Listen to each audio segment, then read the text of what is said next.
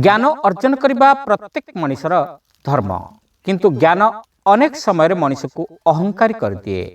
अहंकारी मनुष्य ज्ञान चक्षु द्वारा सठिक जिनिस देखिपारे नहीं। कहवाकू गले अहंकार ही ज्ञानी को अंध कर दिए।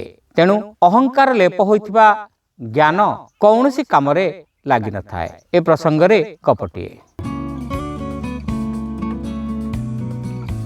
दुई बंधु थिले, जनकर नाम थिला सुशील एवं अन्य जनकर नाम थिला सुनील। सेमानक भितर थिला प्रगाढ़ निबिड़ता।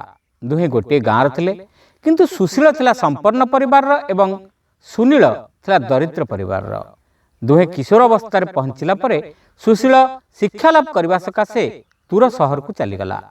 सुनीलर परिवार पाखरे से सामर्थ्य नथिबारु से पाठ पढ़ा सकाशे दूर को जाई पारला नहीं। से चाषबास कम लगिला एवं पूर्ववत गछ चढ़ा पानी रे पहरा आदि रे मातिगला। सुशील जे बेस बुद्धिमान थिला ताहा सहर रे जणा पड़ीगला, कारण से पाठरे समस्तक आगरे रहिला। अनेक विद्या हासिल कला एवं ज्ञानी अध्यापकटी हेला। अनेक वर्ष परे सुशील गाँ को फेरला।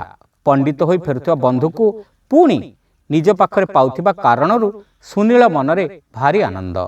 से बंधु को संखोलिबा को गाँ मुंडरे प्रस्तुत होई रहिला। सुशील फेरिला, किंतु से बसिथिबा गाड़ी गाँ मुंडरे रहिला नहीं। सुनील टिके हताश हैला, किंतु भाबिला जे सुशील बोधुए ताकू देखि पारला नहीं।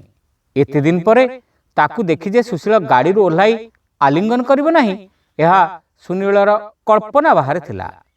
से दिन संध्यारे से सुशील घरे जाई ताकू भेटिला, किंतु से स्पष्ट अनुभव कला जे सुशील भितर आ स्नेह नाही।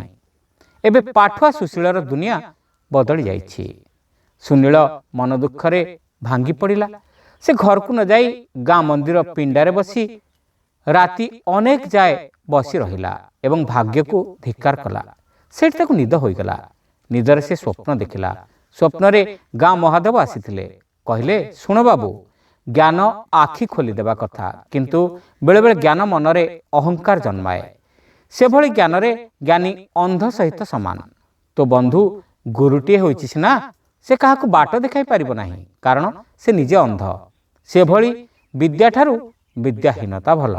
श्रोता बंधु, गपटी आपण मानकू केमिति लागिला कमेंट करी निश्चित जणाइबे। चैनल नुआ होइतिले सब्सक्राइब करबा को भूलिबे नाही। रहिलु, नमस्कार।